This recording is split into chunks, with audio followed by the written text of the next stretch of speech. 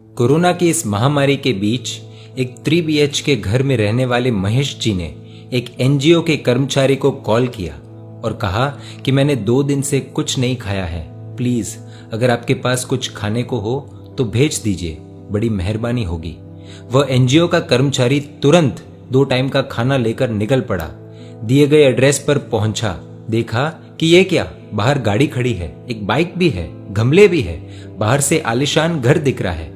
कर्मचारी ने फोन किया और पूछा, मुझे आपका घर मिल नहीं रहा, कृपया बाहर आएंगे, मैं उसी गली में खड़ा हूं और शायद गलत घर पर आ गया हूं। फोन पर महेश जी बोले कि भैया प्लीज बाहर खड़े मत रहिए, कोई देख लेगा, अंदर आ जाइए, आप सही घर के बाहर खड़े हो। कर्मचारी का नाम सतीश। महेश भाई ने दरवाजा खोला, सतीश अंदर गया और देखा कि इतना जबरदस्त घर है, इतना बड़ा टीवी और दिखने में रॉयल घर। एकाएक सतीश को बहुत गुस्सा आ गया और बिना कुछ जानकारी लिए चिल्लाना शुरू कर दिया कि आपको शर्म नहीं आती?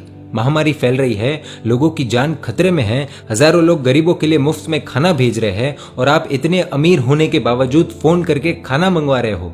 आपको जरा सी भी शर्म नहीं आई कि आप एक गरीब के लिए बना खाना मंगवा रहे हो, वो गरीब जिसके पास आज कोई काम नहीं है और ना ही घर में पैसा। महेश भाई बोले, बेटा मैं तुम्हारे बाप की उम्र का हूँ, मेरी बात सुनो। सतीश बोला, अब सुनने को क्या रह गया है, आप अमीर लोगों की वजह से ही दिक्कतें बढ़ रही है समाज में।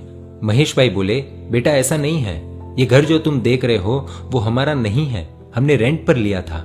सतीश बोला, मुझे ये सब नहीं जानना, ये बताइए ये खाना क्यों मंगवाया? रेंट देने के पैसे हैं और खाने के नहीं, क्या मजाक करते हो आप? महेश भाई बोले, देखो बेटा, हम 4 लोगों का परिवार है, मैं, मेरा बेटा, बहू और पोता। पत्नी कुछ साल पहले ही शांत हो गई थी। गर्मी की छुट्टियां चल रही है, इसीलिए बेटा बहू को मायके छोड़ने गया था और लॉकडाउन घोषित हुआ तो वो वही अटक गया। लॉकडाउन को 1 महीना हो गया है, मेरे पास जितने पैसे थे वो सब खर्च हो गए। बेटे से कहा था इतने बड़े घर की जरूरत नहीं है, लेकिन मेरी बात नहीं सुनी। बहू से हमेशा कहता रहा कि हमारे पूर्वज तो 4 से 6 महीने के गेहूं, दाल आदि सामग्री घर पर रखते थे, तुम भी स्टोर कर लिया करो, भविष्य में कभी ना कभी काम आएगा और सस्ता भी पड़ता है, बचत भी होती है। लेकिन बहू मॉडर्न विचारों वाली थी, उसे गेहूं पीसने पसंद नहीं, इसलिए बाजार से रेडीमेड आटा ले आती और खाना बनाती।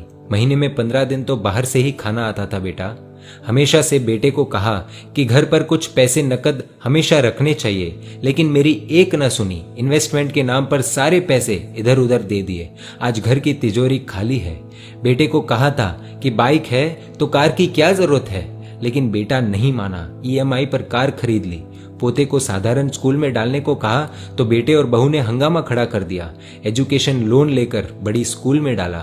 हर महीने जब पैसे भरने की बारी आती है तो घर में हंगामा खड़ा हो जाता है। रेंट भरे, किश्त भरे या ब्याज भरे, और सब भरने के बाद बचत नाम की कोई चीज नहीं।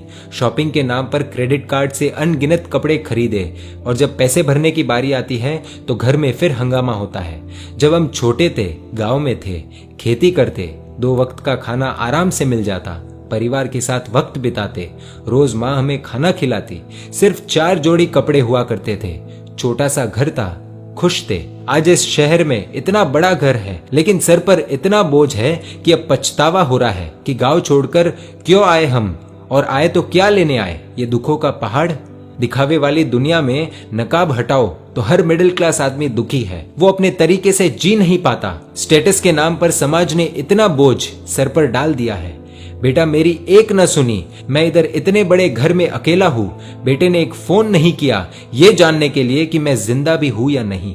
अमीर तो अपना परिवार संभाल लेते हैं पैसों के दम पर, गरीबों को देने वाले बहुत है। हम मिडिल क्लास बाहर जाकर मांग भी नहीं सकते। बचपन में कुछ जरूरत पड़ती तो मांग लेते, शर्म नहीं आती थी। आज स्टेटस नाम के इस ढोंग ने हमारे हाथ बांध लिए हैं। बेटा सतीश, घर पर एक दाना नहीं है, इसीलिए तुम्हें फोन किया था। महेश भाई की इस दुख भरी कहानी सुन सतीश को भी रोना आ गया। सतीश बोला, आप 1 मिनट रुकिए, मैं आता हूँ। सतीश को अपने NGO से घर ले जाने के लिए कुछ राशन मिला था, वो पैकेट गाड़ी की डिक्की से निकालकर महेश भाई के हाथों में थमा दिया।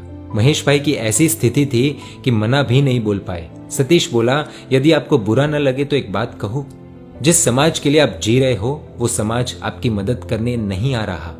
शर्म के पर्दे ने न जाने कितनों के हाथ बांध लिए हैं, और क्या पता आपके अड़ोस पड़ोस में कोई और आपके जैसा होगा तो। दोस्तों, भारतीय संस्कृति जैसी कोई संस्कृति नहीं। यह काल्पनिक कहानी कई परिवारों की हकीकत भी हो सकती है। यदि आपकी भी ऐसी स्थिति है तो खुलकर अपने अड़ोस पड़ोस में मदद मांगिए, और यदि आपके आसपास कोई ऐसा है तो उनकी मदद कीजिए। इस कहानी से क्या सीख मिली कमेंट कर हमें बताएं, और सब मिडिल क्लास लोगों तक इस कहानी को पहुंचाने के लिए इस वीडियो को शेयर कीजिए।